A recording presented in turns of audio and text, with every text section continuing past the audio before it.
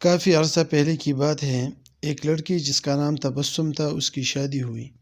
وہ سسرال میں اپنے شوہر اور ساس کے ساتھ رہتی تھی۔ بہت کم وقت میں ہی تبسم کو یہ اندازہ ہو چکا تھا کہ وہ اپنی ساس کے ساتھ نہیں رہ سکتی۔ ان دونوں کی شخصیت بالکل مختلف تھی، اور تبسم اپنی ساس کی بہت ساری عادتوں سے پریشان تھی۔ اس کی ساس ہر وقت تبسم پر طنز کرتی رہتی تھی، جو اسے بہت ناگوار گزرتا تھا۔ آہستہ آہستہ دن اور پھر ہفتے بیت گئے، لیکن تبسم اور اس کی ساس کی تکرار ختم نہ ہوئی۔ ان تمام نااتفاقیوں نے گھر کا ماحول بہت خراب کر دیا تھا، جس کی وجہ سے تبسم کا شوہر بہت پریشان رہتا تھا۔ آخر کار تبسم نے یہ فیصلہ کیا کہ وہ اپنی ساس کا برا رویہ اور برداشت نہیں کرے گی، اور وہ اب ضرور کچھ نہ کچھ کرے گی۔ تبسم اپنے پاپا کے ایک بہت اچھے دوست احمد انکل کے پاس گئی، جو جڑی بوٹیاں بیچتے تھے۔ تبسم نے انہیں ساری کہانی بتائی اور ان سے کہا کہ وہ اس کو تھوڑا سا زہر دے دیں تاکہ ہمیشہ کے لیے یہ مسئلہ ختم ہو جائے۔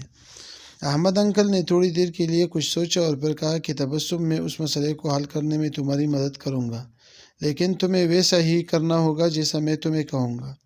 تبسم راضی ہو گئی۔ احمد انکل ایک کمرے میں گئے اور تھوڑی دیر بعد اپنے ہاتھ میں کچھ جڑی بوٹیاں لے کر لوٹے۔ انہوں نے تبسم کو کہا کہ تم اپنی ساس کو مارنے کے لیے فوری زہر استعمال نہیں کر سکتی، کیونکہ اس طرح سب تم پر شک کریں گے۔ اس لیے میں تمہیں یہ جڑی بوٹیاں دے رہا ہوں، یہ آہستہ آہستہ ان کے جسم میں زہر پھیلائے گی۔ ہر روز تم کچھ اچھا پکانا اور پھر انہیں کھانا دیتے وقت اس میں یہ جڑی بوٹیاں ڈال دینا۔ اور ہاں، اگر تم چاہتی ہو کہ کوئی تم پر شک نہ کرے تو تم نے انہیں مارا ہے، تو تمہیں یہ بہت خیال رکھنا ہوگا کہ تمہارا رویہ ان کے ساتھ بہت دوستانہ ہو۔ ان سے لڑائی مت کرنا، ہر بات ماننا اور ان کے ساتھ ایک ملکہ کی طرح برتاؤ کرنا۔ تبسم یہ سب سن کر بہت خوش ہوئی۔ اس نے احمد انکل کا شکریہ ادا کیا اور جلدی سے گھر چلی گئی، کیونکہ اب اسے اپنے ساس کو مارنے کا کام شروع کرنا تھا۔ ہفتے گزر گئے اور پھر مہینے۔ تبسم روز کچھ اچھا پکا کر اپنے ساس کو خاص طور پر پیش کرتی تھی۔ اسے یاد تھا کہ احمد انکل نے اس سے کیا کہا تھا کہ اسے اپنے غصے پر قابو رکھنا ہے، اپنے ساس کی خدمت کرنی ہے اور ان کے ساتھ اپنی ماں جیسا برتاؤ کرنا ہے۔ 6 مہینے گزر گئے۔ گھر کا نقشہ تقریباً بدل چکا تھا۔ تبسم نے کوشش کر کے اپنے غصے پر قابو پانا سیکھ لیا تھا۔